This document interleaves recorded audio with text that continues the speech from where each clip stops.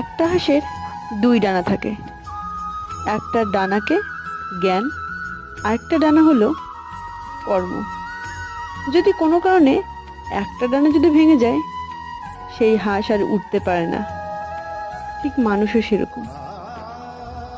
মানুষের জ্ঞান আর কর্ম যদি একসাথে না হয়, সে মানুষ চলতে পারে না, তার জীবনই বৃথা হয়ে যায়।